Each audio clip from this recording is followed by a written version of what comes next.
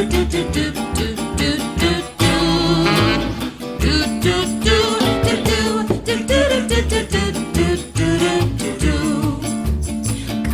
with me, I'll tell a story that you might have heard before.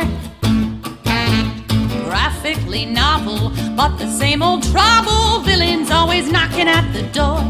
Pretty pictures on the page, but nothing ever stays the same.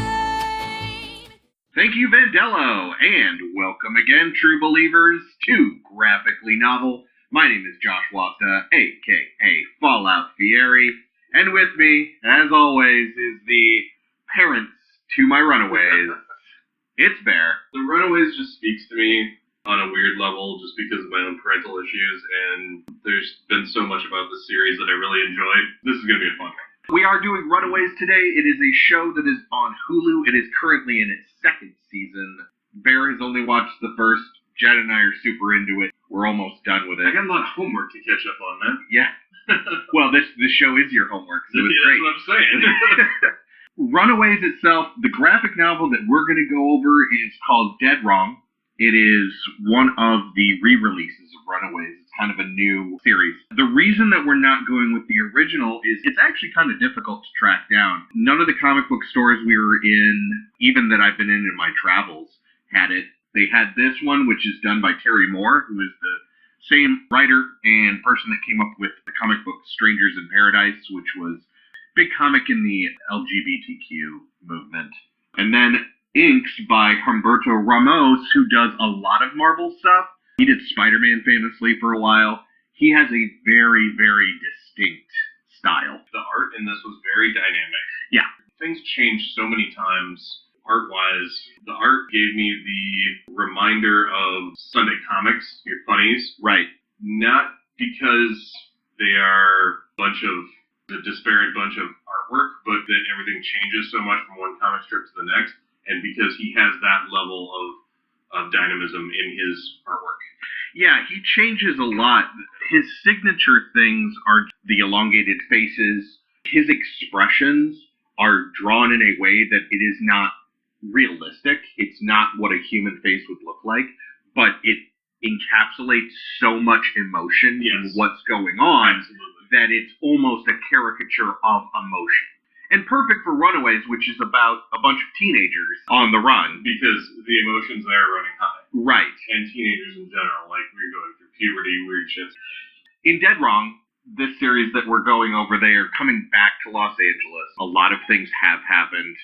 There is a lot of, obviously, progression that has happened within the story. There are elements, definitely, of the TV show here. You can see how this was one of the things, personality-wise, for each of the characters, that they pulled a lot of that stuff. The character relationships, the personalities, everything is very apparent in both the novel and the series. This episode is in most. We will be talking about the first season of Runaways, so there will be spoilers for that. However, we're not going to give as many spoilers for the actual comic book because we want you to read it. We want you to experience the Runaways. If you can get your hands on the original first series, I know that there was a run in 2014 that they put out that was like the complete collection.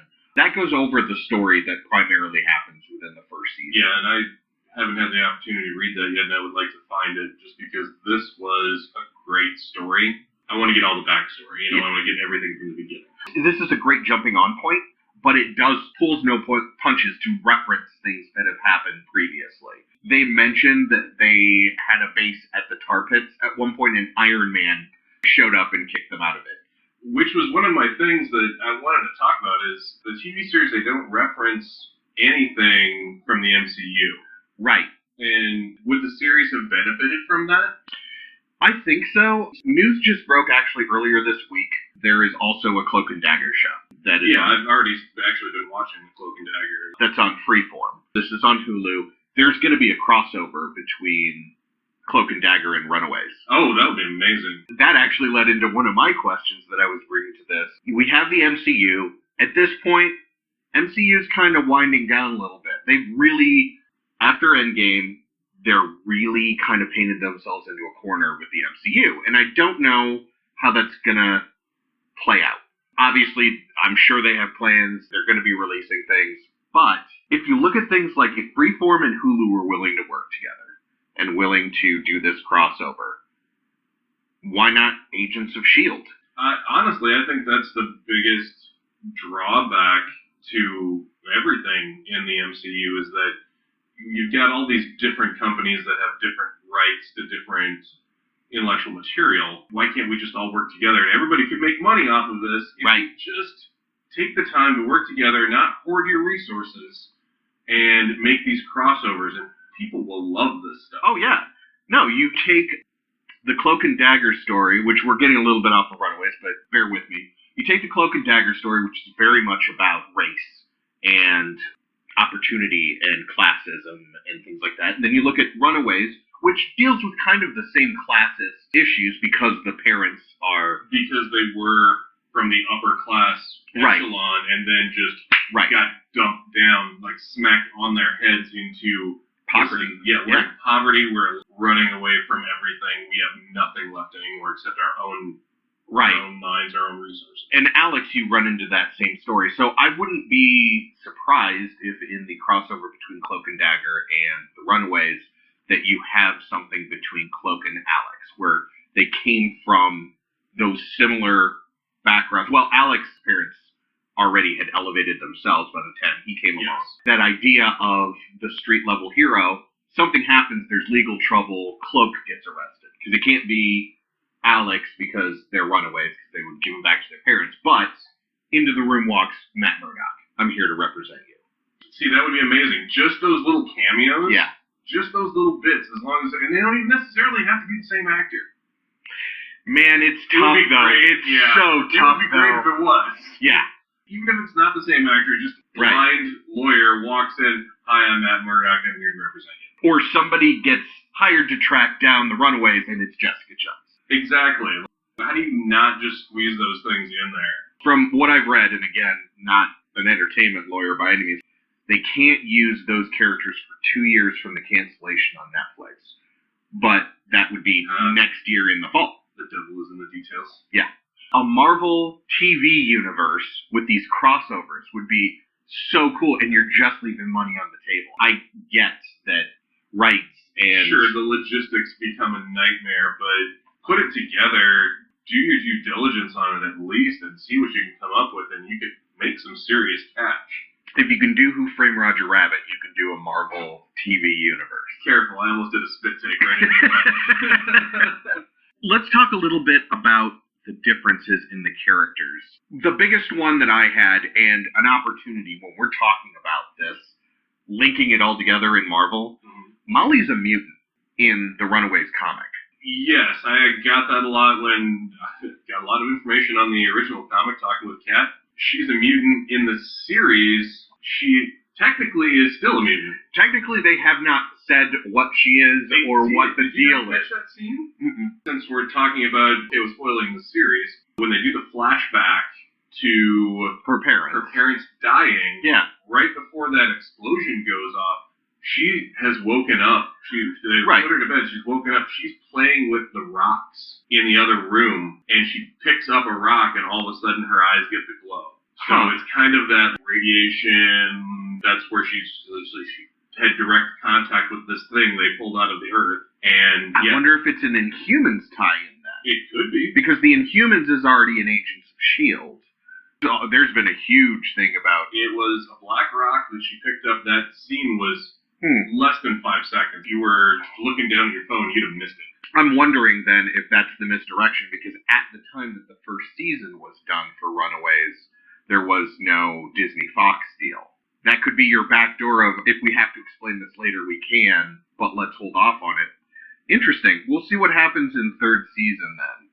Because so far in the second season, they haven't dealt with it. I haven't watched any second season yet. Don't spoil it. I'm not. And talking about Molly as a mutant, in the comic book, there's an entire new character called Zabin, who is a... The cyborg. No, the Skrull. The Skrull, that's right. Okay, yeah. Yeah, Victor's the cyborg. Okay, yeah. We're really not going to get into him because there's no... Read the comic for that character. He's a lot of fun. Very literal, very Vision-like in a lot of the stuff. Who's the DC Cyborg. Yes. It was just his name, Cyborg. I had that kind of moment crossover as well in my brain. Yeah. But Zevon, who's a Skrull, and as we know, the Skrulls are now in the DC universe thanks to Captain Marvel. Yes. And possibly certain other scenes that pop up in other movies. Zevon's a fun character. Everybody's like, change it to this, do this. And I am not here for your amusement. That is not what I'm here for. It does open up that whole crossover again, where you bring in the cosmic element. You already have Carolyn, who obviously is an alien. There's the whole thing with her dad. In the history of Marvel, that race warred with the Skrulls, so there's a whole thing between them. Everybody's warred with the Skrulls. But apparently, I mean, if you're a race of shapeshifters and you have access to the technology that they do, I can see how you want to be a little bit dickish and try and take over everybody. So I can see how everybody would be at war with you.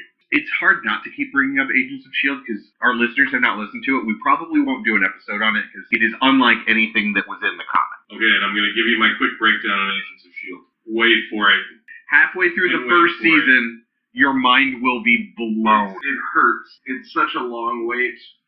I remember we had this discussion when that series first came out because 3 episodes in, you were done. Gotham came out, was coming out at the same time. You were like, you need to watch Agents of S.H.I.E.L.D. And I was like, no, you need to watch Gotham. We had a suicide pact. And you were like, no, I'm done. And you looked at me and you said, give Agents of S.H.I.E.L.D. 12 episodes. 12? Really? Yeah. And then I told you, give Gotham 7. And we both did it, and we both watched the hell out of both of those shows. Yeah, I still need to watch the last season of Gotham, but I actually, after the end of season, spoiler alert, the end of season 2 of Gotham sucks, but apparently keep going. Yeah, and that's funny because Agents of S.H.I.E.L.D. actually kind of the same as the Runaways comic. Not necessarily the one that we're talking about, Dead Wrong, but the series as a whole gets a lot into all of the different aspects of Marvel. I am not a fan of cosmic Marvel. The fact that Guardians of the Galaxy grabbed me as well as it did is frankly pretty amazing. Oh, the space stuff doesn't... Space stuff, not a big fan of it. Never been a big fan of it. I'm the guy that is anti-time travel.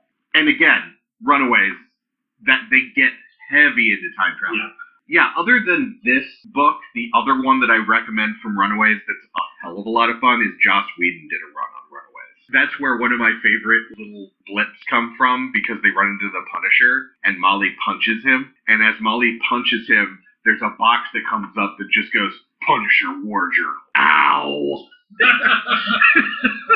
One of the things that I did, specifically since we're talking about Molly, I loved the way they kept her character pretty similar in both the series and the graphic novel, the comic book. I kind of blew her off in the beginning of the series. The series for Runaways starts off really slow. Yeah. But if you just give it its due diligence, let it run its course, by the time you're at the end of it, you're like, okay, what's going on? Like, by the time I got to the end of the first season, I was like, I should jump into the second season right away and watch that too. But it's 10 o'clock at night and 5:30 comes early. I will tell you, one of my favorite changes to the series that they did with Molly is making her Hispanic. It adds a whole level. It adds a bunch of stuff about her parents. It adds all of these different, and that she's being raised by white parents. Yes. Apparently her parents are different, because in the series they're biochemists, whereas in the graphic novel what are they? They're something completely different. Yeah, they were the ones that had the frog, which is the ship that they use to jump everywhere. Yeah, that's what it was. But the thing I loved about Molly, the thing that really actually turned me on to her character was they did actually a really great job in the series of blowing her off for most of the series. Anytime she said anything, anytime she tried to interact with the little sister complex. Yeah, they pretty much ignored her. Everyone but Chase. Yes. And the thing that impressed me about the series is that Chase is a character that you don't like off the bat. Oh, yeah. You feel sympathy for him. Obviously, his dad is... Yeah, he's a Jaime Lannister syndrome all over. Yes. But one of the first redeeming things you get out of him is he is extremely kind to Molly at all times. Yes. Even when he's being a jerk to everyone else, he is extremely brotherly to Molly. But the thing that I loved about Molly that did not culminate until the very last episode of season 1 of the series was that she is a Spitfire, and and then she gets angry. That strength, that power, eventually rubs on her personality enough that when she snaps, she's almost Hulk-like. Yep. And at the line that they delivered in the last episode of season 1 was where the parents are confronting the kids on the dig site, and the parents are like, we're a family, and the kids are like, no, we're a family. And then Molly pipes up and she goes, and we'll fight you if we have to. Yep. Oh, it's a very visceral scene. Like, oh my God, like she, and then she goes and she picks up a 55-gallon barrel, and she's gonna chuck it at the parents. It just got real. Let's take a moment with that, because as people who are familiar with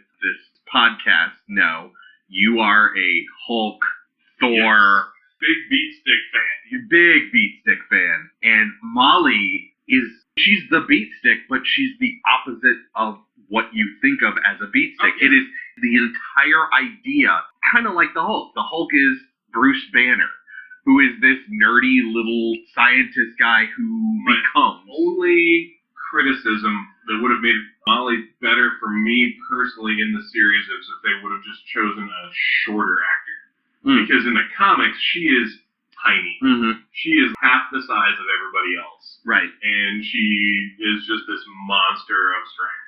Well, and in the series, she's actually a little bit older than the Molly in the comics. Because the Molly in the comics is still like 10 or 11. Yeah, if that. One of those things that you can't put on a Hulu original series, watching a 10-year-old get the crap kicked out of her. Yeah, that... You gotta hit at least 13 to kick the crap out of them. Well, kick-ass and all, but that's not episode. That's true. Oh my God. My last little bit here on my sheet is I want to talk about this cast in this show. I want to gush about the cast. So good. Because you have James Marsters, Spike from Buffy and Angel, but if you have not listened to the Dresden Files audiobooks, which I haven't, of which he reads all of them, his voice is amazing, and his anger in this series, he does a very good disappointed father up until he is an abusive father. He's an abusive father in episode 1. Right, but he's judgmental and everything else. Once he shows that rage, it's always right there beneath the surface in everything that he's saying. He's a brilliant actor, and he does everything so well. I hated his character. But you loved to hate his character. Yes. Spoiler alert, give me, 10, 15 seconds here if you don't want to hit the spoiler. When he got shot, I was cheering. Kevin Wiseman. Did you recognize him from anything else? He played Dale Yorks. He played Gert and Molly's dad. I didn't. So he was in Alias. He was in Moonlight. God, Alias, I haven't watched for... And he had a 3-episode stint in Blacklist. He's one of... Hey, it's that guy. He is in a bunch of different stuff.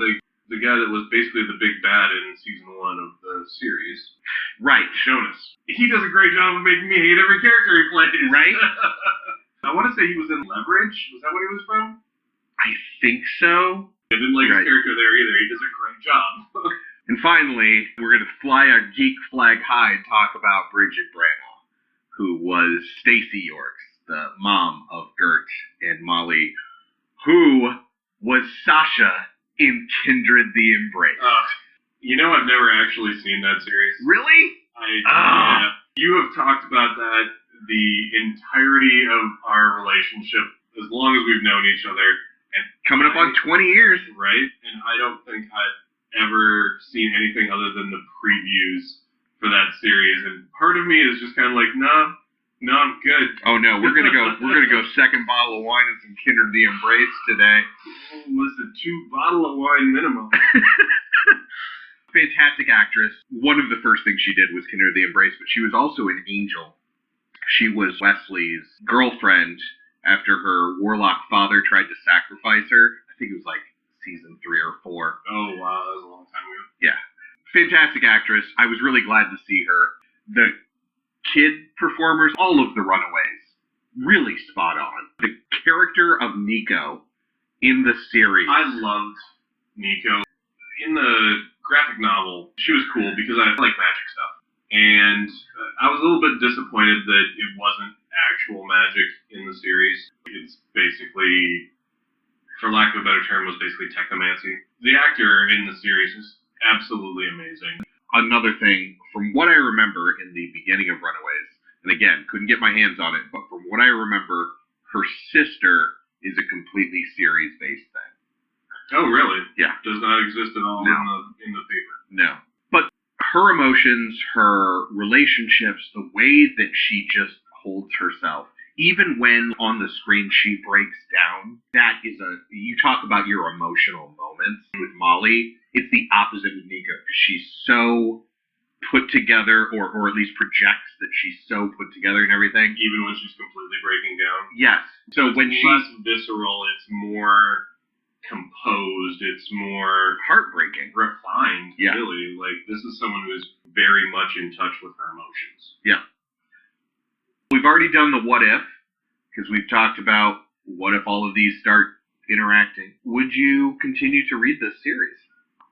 I would want to go back, definitely, and make sure I could find that. Even if I have to find it digital, I know that the first graphic novel for this is going to be expensive either way, but I think after watching the series, I really kind of want to read that material, just because I also really love origin stories. Unless they're done to death, like Spider-Man, Wolverine, Superman, Batman, take your pick. Sometimes origin stories are just overdone, but if they're not, they're great. I love them. I want to see where it came from. How did this start out? Are you familiar with the current Ms. Marvel at all? Not Captain Marvel. There's a new Ms. Marvel.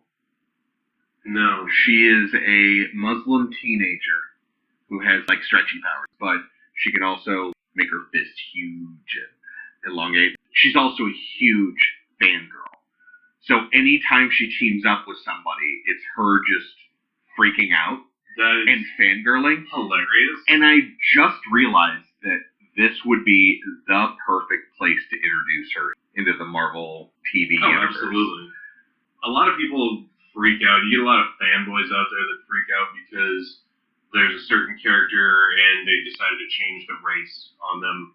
And Lady Thor coming to the next Thor movie. I'll totally go watch that. And it's Natalie Portman's coming back for it. Yeah, it's going to be Jane. I will totally go and watch that. But there's a lot of that stuff that just it doesn't make a difference to me. And actually, sometimes it makes the character more interesting.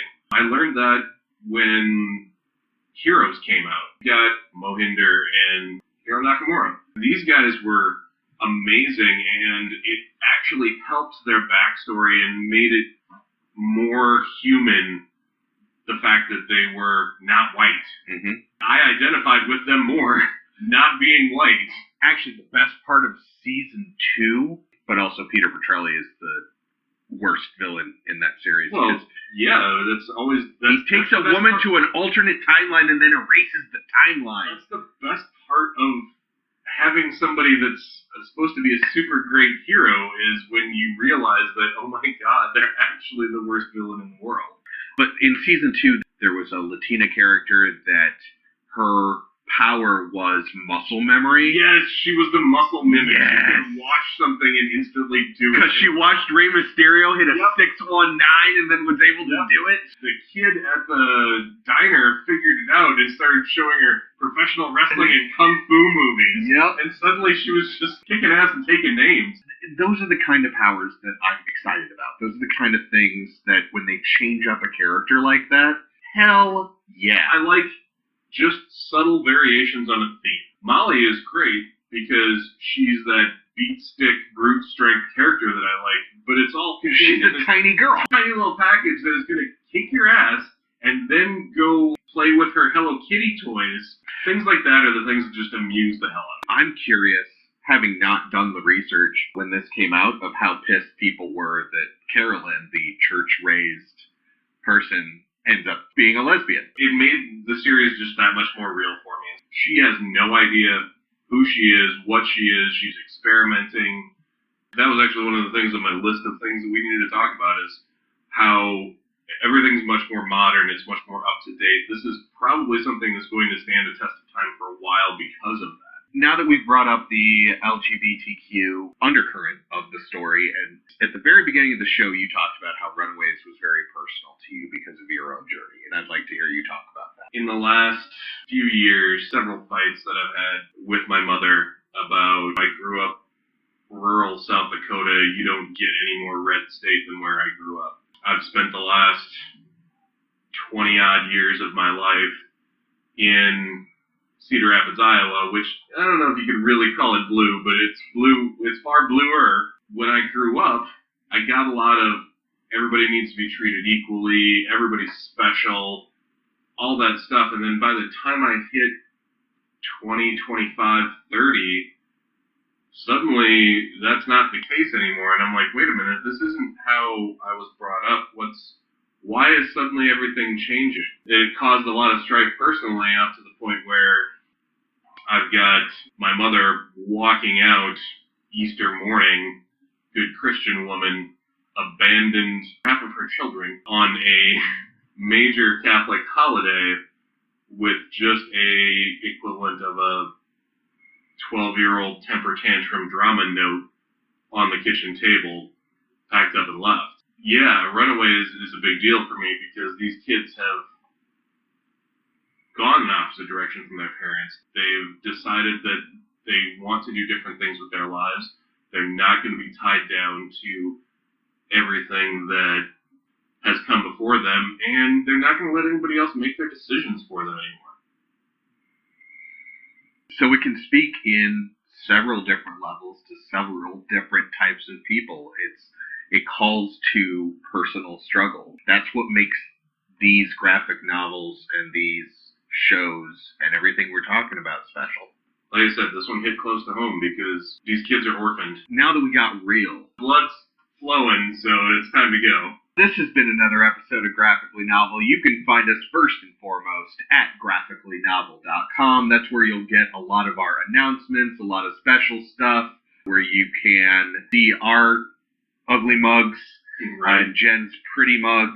You can get links to Vandello, who did our theme music and who we are forever. That is such a great song. I finally got the opportunity to sit down and listen to it all the way through, and it reminds me of old school Adam West Batman. Yeah, there's a little Pink Panther in there. Right. There's a little Batman. They're fantastic. Also, don't forget to look for us on iTunes and Spotify. And Stitcher and Podcast Addict. If you know of a podcast service and you cannot get us, drop us a line on Facebook on the Messenger. We'll find a way to add you. We will absolutely add our RSS feed to that. We want to make sure that you can get our shows. We are on Twitter, and it is Graphically Novel, but there is no E in the novel. Apparently, spelling out the entirety of Graphically Novel is one character too much for Twitter to handle. So our handle is Graphically Novel, 2 L's in graphically, but no E in novel. And then we still have a Twitch. I'm not doing anything with it right now, although I think Switch has a Twitch app, so I might stream some Ultimate Alliance 3, because I am loving Ultimate Alliance 3. I should really just get another Switch again. Then we can play. Yeah, then we can play it and, stream this thing, and you can watch us be stupid. Yep, I actually have a bunch of older comic book games just for that reason, because I thought for a while that I was going to stream it, and I did do a couple of episodes on Twitch when Spider-Man first came out, which may be the best. It is really close to Arkham City as the best comic book game I've ever played. You love that game. I know. You talked about it. So good. I didn't even play it. I just listened to you talk about it and occasionally watched you play it. You were in love. Come back in 2 weeks for our episode on Red, Retired Extremely Dangerous. Yes. The Bruce Willis movie, John Malkovich. And we will have the Baronessa with us. Yep. Here. And did you know it was a comic book first? Tune in. We'll be talking about Warren Ellis's graphic novel of Red. Until we meet again, take it away, Vandello.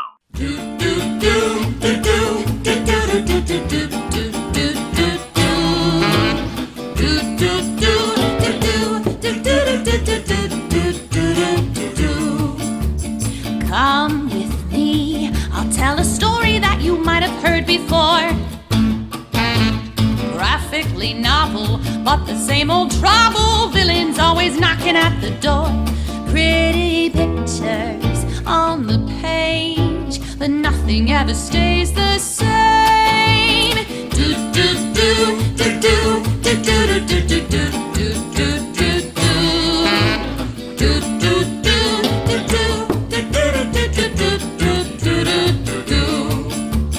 Come at me, now show you something you ain't never seen before. Right or wrong, oh can't we all just get along? My mask is no different than yours. Pretty pictures on the screen, but nothing's ever as it seems. Do do do do do do do do do do do do do do do do.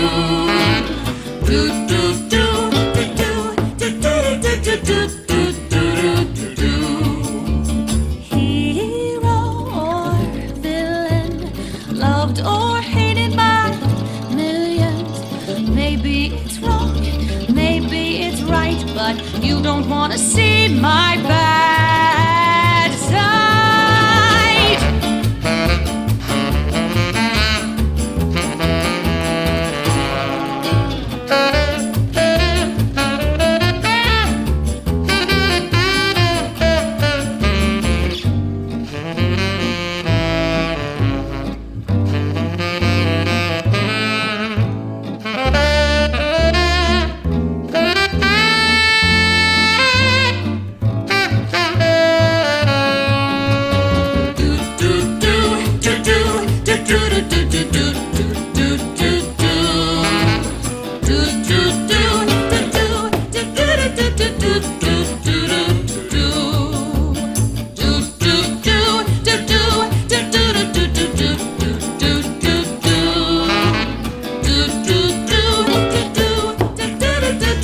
Do